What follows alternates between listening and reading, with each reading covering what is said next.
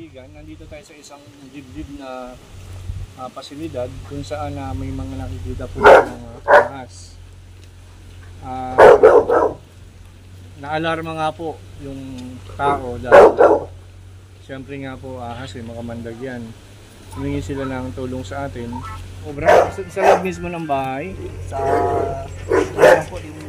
gilid. gilid lang po. May mga hayop na namamatay na ba? Kasi kaya ako tinatanong kung may mga hayop na namamatay o pinapatay kasi minsan ang behavior ng isang cobra is nagte-territorial. So pag nagte-territorial na po ang isang cobra, nagiging matapang siya, which is ayaw niya nang may ibang hayop na nagpupunta sa lugar niya, most especially yung mga masyadong may ingay na hayop, kaya pinapatay niya ito. Yung iba naman ay kinakain din niya gaya ng itlog at saka mga palangang. Tara, tingnan natin.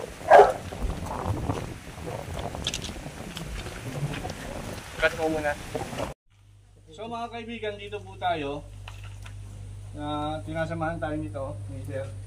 So kung makikita niyo ano to, grass na to, totoo? Plastic grass. So makikita niyo mga kaibigan, field po ito eh. So hindi nakakapagtakang pasukin siya ng mga ahas. So patingin nga, saan nyo nakita yung natulog na yung ibang balat niya. Pumunta doon. Papunta doon, papasok. Ano ba yan? Bakit may nakatusok na kawayan? Ano yan dito sir? Yung ano niya. Tapos yung nakita namin dyan. Sindihan namin. Tinusok-tusok nyo? Hindi naman na ano. Hindi na po. Hindi, pero tinusok-tusok nyo. Oo. Gaano kalalim yan sa tingin mo? Tingin mo? Malawak yata yung ano sir. Sa loob. Tapos papunta ba dito? So, sige, titignan natin. Tapos dito saan tayo? Dito tayo.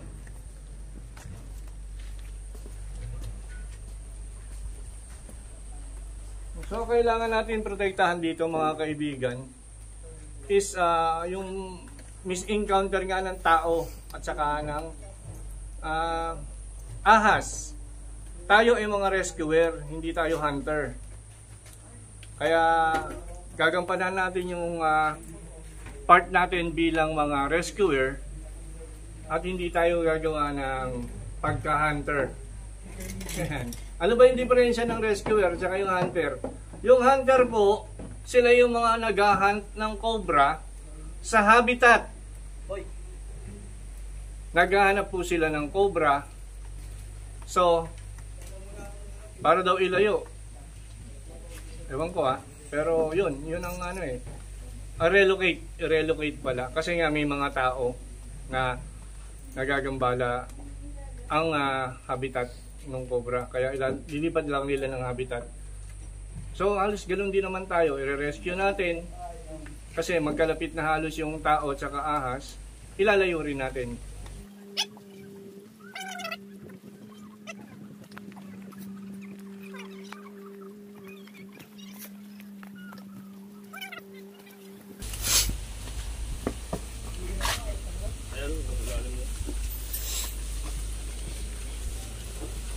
Bro. Tawang yung ilalim. Kaya ganito ang gagawin natin. Boss, di ka saglit. Paano to? Ililipat natin. Saan natin pwedeng ilipat itong mga to? Tawang yung ilalim. Malinis yung... Patulong nga muna to. Ilalagay. Kaya. Dito kayo na.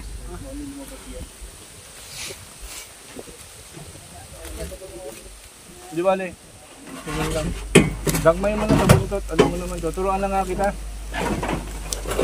Simula bukas Dalawa kayo ni Adin, pagkasabihin ko kayong turuan. Doon na.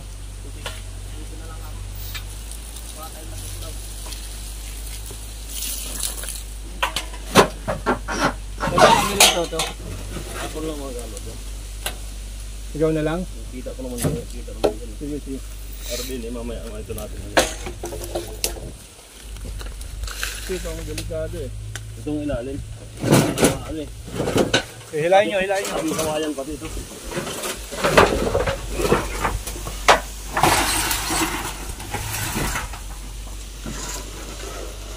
Yung paano natin yung ilalim mo.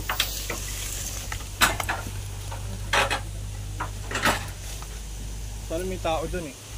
Kaya nga. Sige, halwatin nyo dyan dito.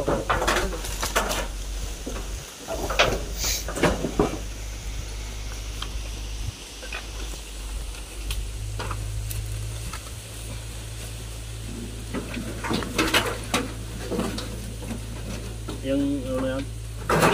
Siwa kasi ang ilalim.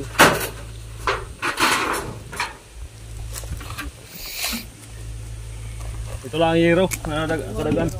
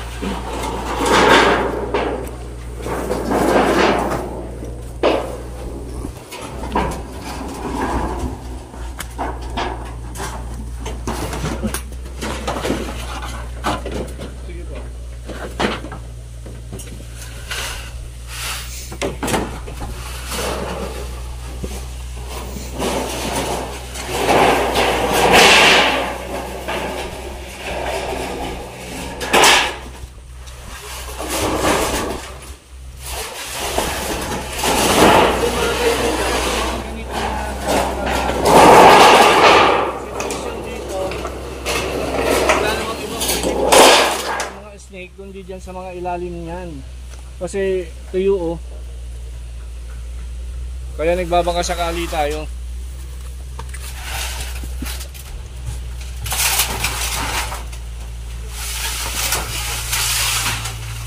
Ayun, kung wala dyan mga kaibigan sa ibabaw.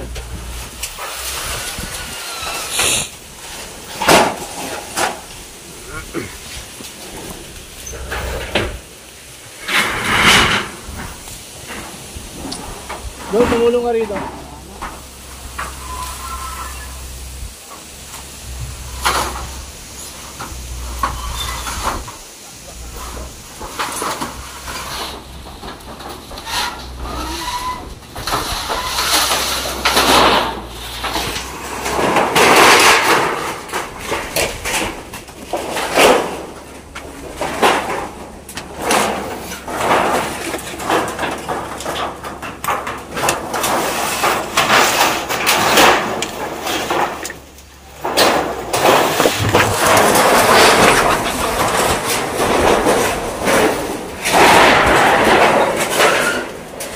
Masabog.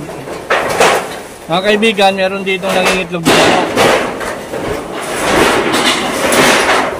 May posibilidad na meron niyang kakain ng baho ng ano. Sumasabog yung ano.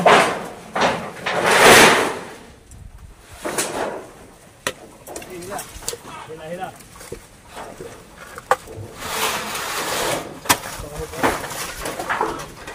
wala. Hindi, hilahin mo na dyan. Jere, oh. Dala. Mamano ko eh. Nag-iilahan kayo?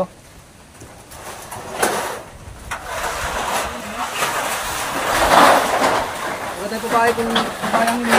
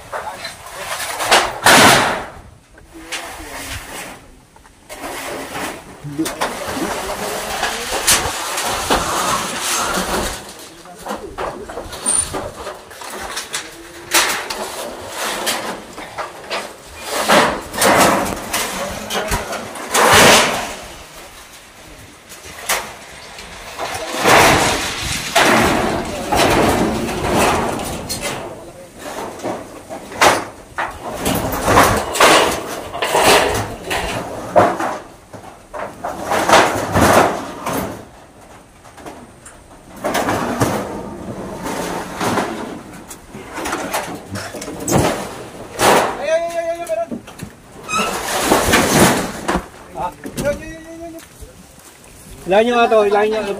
Video ha. Yun, ang laki. Video dito, video. Ayun, dyan sa likod mo.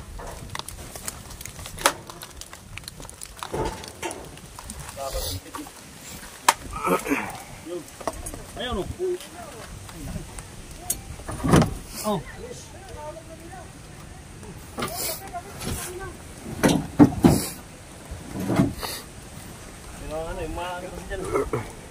So mga kaibigan,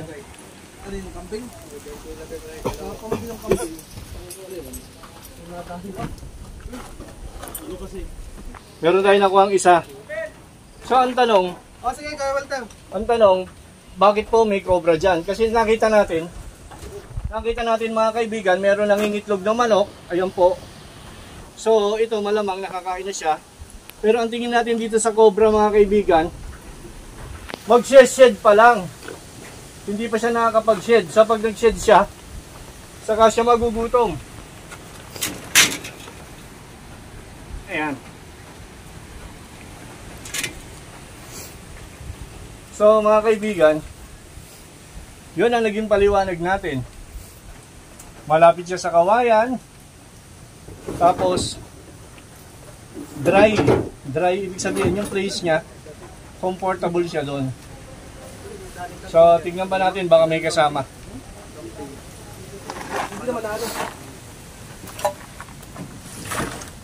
Butas pala yun eh. Baka may kasama pa yan. Oo nga. Kasi may ano eh. Pila natin ba dito? Ay, wala na yan. Butas wala.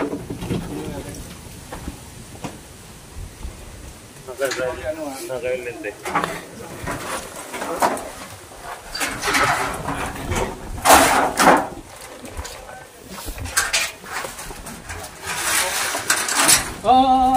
Dali ka dun. Sayang.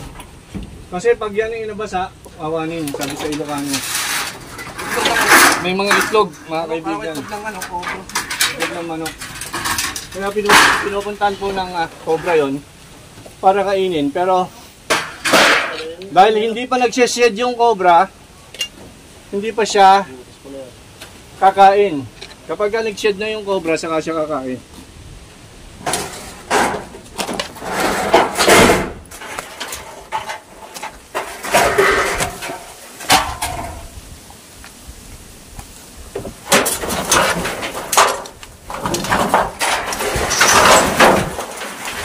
Ito rito bro, wala itong ano. Wala itong pagtatagpuan. Hindi na rin natin. Para may ayos niya.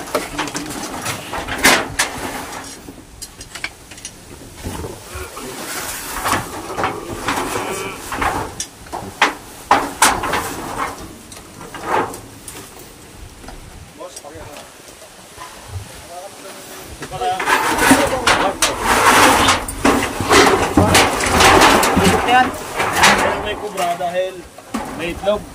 Ito ang nilunok ng kubra. Ang bahaw. Okay na, mausap ako yan. Suka na naman yan.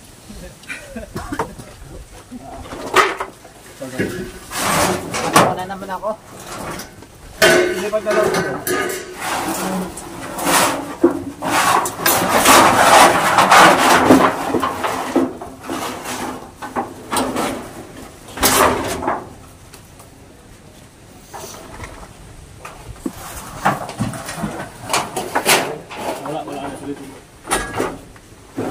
So mga kaibigan, nakakuha tayo ng isang cobra dito. Pinaliwanag ko naman ang tamang, alam kong tamang paliwanag. Kaya ganun talaga ang dapat nating gawin sa tuwing tayo ay may makukuha. Kasi yun ang mga tanong ng mga manunood, mga kaibigan. So yun ang paliwanag natin. Kasi habitat nga po ito. Yan. Talagang ang cobra ay nandito lang sa tabi-tabi. Maaring nandyan sa mga boulders na yan. Ngayon, pwede natin yan inspectionin. Yung mga boulders na yan. Iman, angatin mo isa-isa, ilipat mo dun sa kabila. Bato? Oo, yung bato. Susunod talaga si Iman. Pero hindi natin gagawin yung kasi abutin tayo hanggang bukas. Iman, okay na. It's a prank pala. Kaya saan yung palit pala na ito? Wala. Kaya mga kaibigan. Yan, sa ilalim.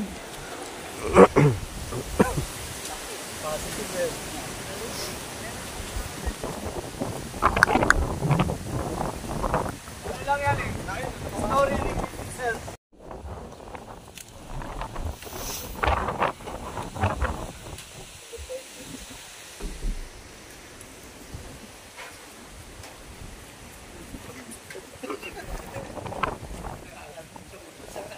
Nangangalbit eh.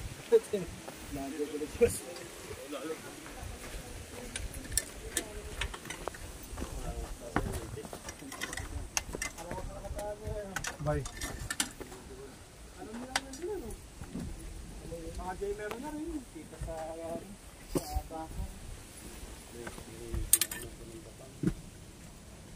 Kasi sir, ano eh, ando ng food source. Ando ng habitat. Yung kawayan. Ayun oh, sakto eh. Kaya nakita. Kaya yun ang suspected area. Suspected area. Sir, Doon po kaya doon sa nakitaan nila na... Titingnan po natin. Pwede po kapakan dito, sir? Sige lang po. tignan natin sir. Marami dito, kaya lang po, yung mga cobra na kasama ng tao, mas matalino kaysa yung mga cobra na nasa talagang habitat. Kasi sila, ano nila eh, nagiging familiar na sila sa lugar. Kasi sa gabi, nag-iikot-ikot din yung mga yan. Mahal ng pagkain. Oo, alam na nila yung lugar, kung saan sila susuot, kung saan walang tao. Kumbaga, nagiging familiarize sila sa lugar. Tara. Sinulog. Ito pala yung Pinagbalatan. cobra oh. Pinaglunuhan. Sinundot na ng tao, sinundot na ng tao yung brad eh. Oo nga. Sinundot na ng tao. Kulabong na to. Wala na yan. Kumbaga, kagabi o kaya sa tuwing gabi, Kung lumabas ito kagabi. lalabas yan. May buta sana. Wala mo. Possible ay nandun sa kabila. Maglipat ng Hindi pwesto. ko malukot na ba dito? Hindi rin natin masasabi kasi hindi rin naman natin masasabing yung nahuli natin, yun yung pumasok dyan kasi wala namang nakakita. Kailangan natin ng testigo. Hindi, ano pa dito dito. Ayan yung, Okay. yung parte na yun, talagang ano yun yung Sige. tirahan yun. So, yan. Ano yung king cobra? Cobra lang?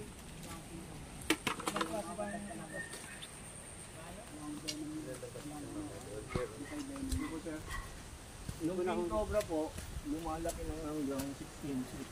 Wow! King cobra. Actually, siya po ay hindi naman talagang siya po ay isang more on kalahi ng mga Mamba. mamba. Yan. Kaya snake eater siya. Bali sila yung kumakain ng mga cobra, kumakain ng ano. Actually, iniisip ko nga, bakit sobrang laki ng king cobra? Siguro kaya ginawa silang sobrang laki para madali silang makita.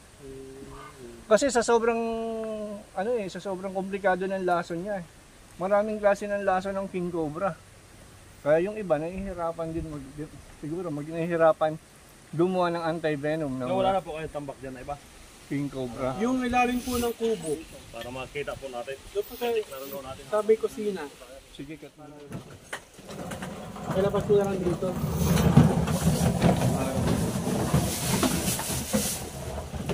Takot siya maghalongkot eh.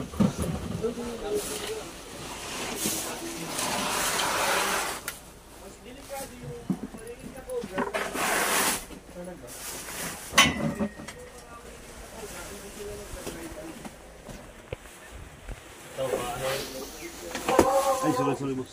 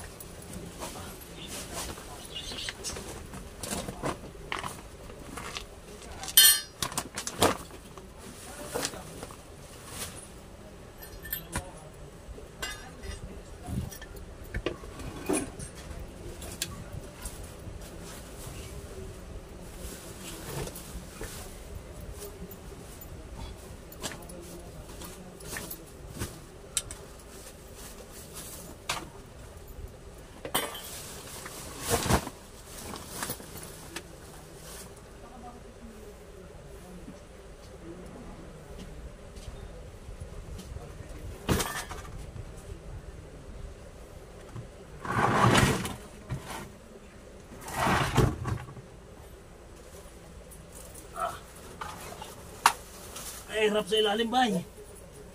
Sige, gapang bay.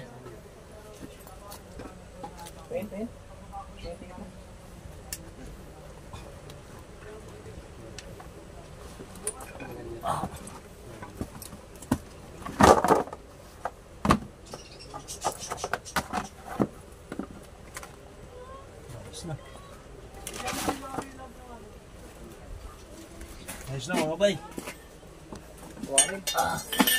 Gapang. Dapat talaga hindi nagpapalaki na dyan pagdating sa mga gapangan. Kala lagi Oo. long soup ay pati din sa kabila. Wala may court. Boss, wala na po kayong mga kasama namin, tambak. Para maklear na po natin lahat. So guys, napalaban si Bay ng suutan doon. Dito na naman tayo ulit. Tara, tingnan natin.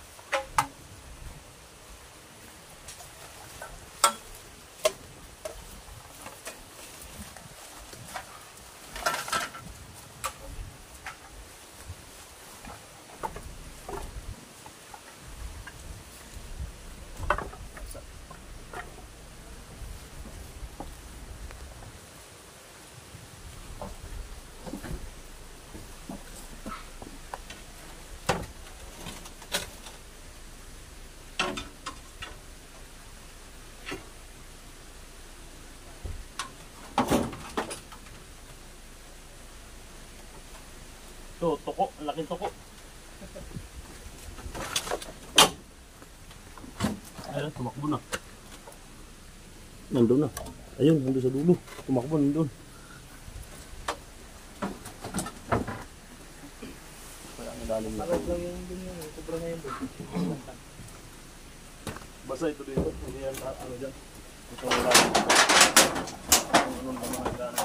Ayun. Kaya samahan niyo po ako. Hanapin natin.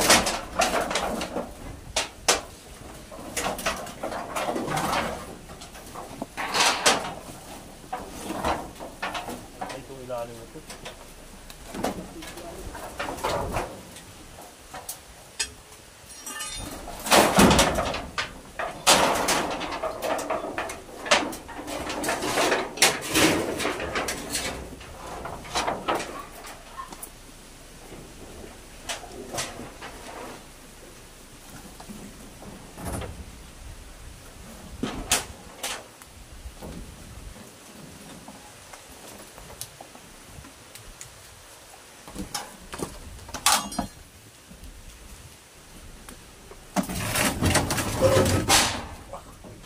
Wala, bayo ko meron. Bayo ko. Are. Ayun yung trapal na rin. Bayo ko sa kabahay ng Pagda.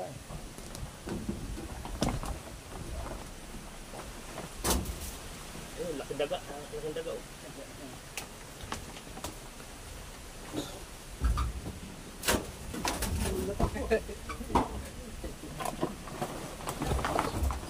Ayun, ito na. Oh, bigwit. Ang laking daga.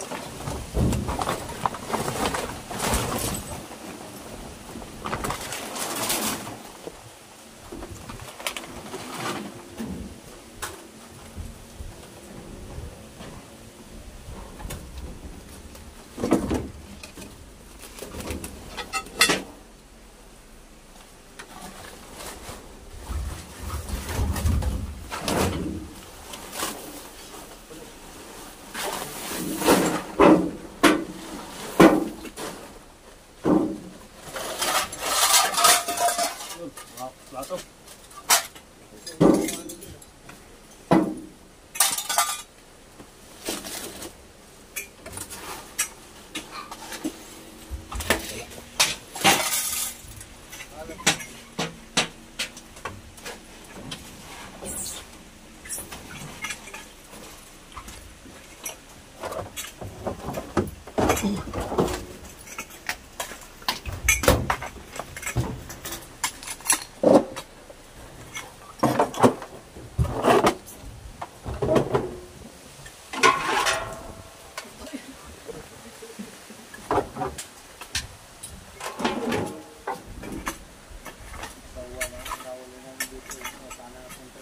Sawa. Gaano kalaki? Ano ba yung malaki ng abraso nito? 10 kilos na yun. Okay, malaki na. Kawala eh. Wala na may mga ulan-ulan.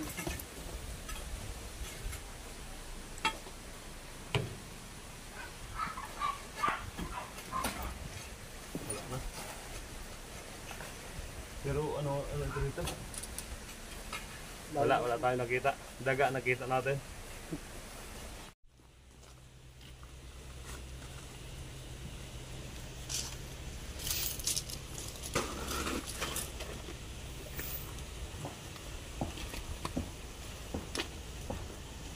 Siguro sa yung tuyo, nandun yan.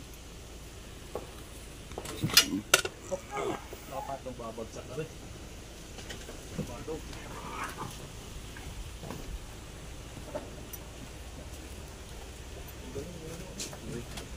Ay, ano pa rin. Hindi, mabigat yan eh. Salamin. Silip-silipin lang natin.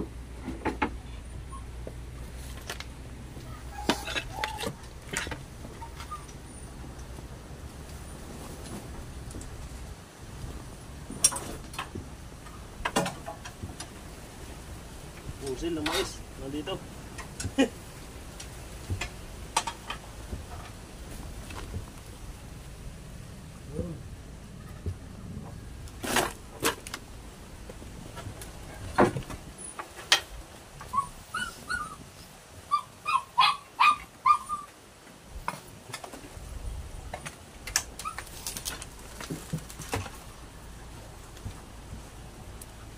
Dami dito ano.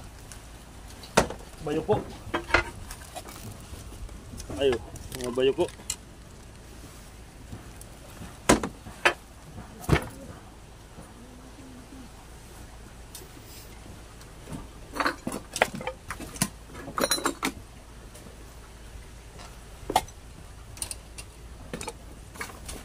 Wala mga guys.